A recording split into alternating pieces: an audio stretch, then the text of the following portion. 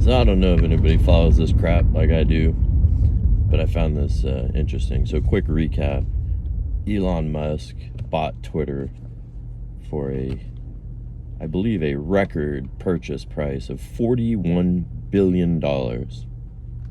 And immediately started to torpedo it, all under the guise of free speech. And now it's become sort of a Reddit for, tweeting.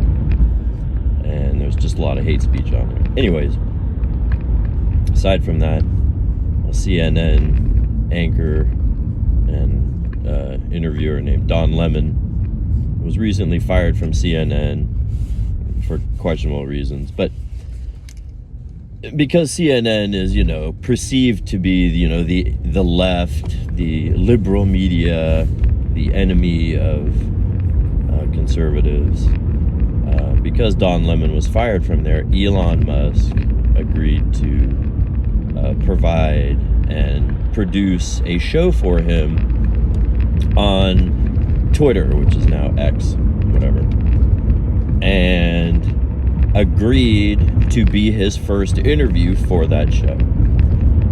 And right out the gate, and I don't know if anybody knows, Don Lemon happens to be a black man. Right out the gate, and that there's a lot of racist and white supremacist type speech flying around Twitter now, because it's that kind of place now. So right out the gate, Don Lemon calls him out on that. Like, what are your thoughts about all the hate speech that's on Twitter now? And do you feel like you're in any way responsible? And it just, immediately hits him with harder than expected questions. And one of his point was, do you feel like you have to answer, reporters when they ask this? And Elon Musk's immediate response was very arrogantly, I don't have to answer reporters. I don't even have to do this interview. Something like, you asked me to do this interview, I said I would, but I don't have to, and then cuts the interview off. And then the next day sends out a tweet saying the contract is canceled, and sends Don Lemon a text, basically whining about it and saying, we're not gonna do your show now. And I think it's hilarious, because this egomaniac billionaire overspent for a platform that he felt it was unfairly banning hate speech. That hate speech should have a place on a social media platform, because he's full of hate, obviously. And he thought it was unfair that Twitter was banning hate speech and hate adjacent speech, you could say. And so he bought the company, and he overpaid for it. It's probably a record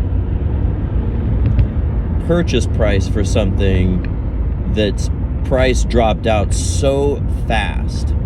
But anyways, now he's just stuck because his ego won't let him not hate the things he hates. He's stuck trying to double, triple, and quadruple down on making this a safe space for hate speech and have it be profitable. And history has shown that doesn't really work out. There isn't a whole lot of profitable, hate stuff. Fear, it's different. Think about all those cleaning products. They got you scared of germs 24/7 in this country. Anyways, I don't know if you even listen to this. Thanks. Hopefully you're in traffic and have nothing better to do, because that's when I usually do these. But yeah, I just think it's really funny how Elon Musk, bought a social media platform because of free speech, under the guise of free speech, and then when challenged on the consequences of that free speech and what it's producing,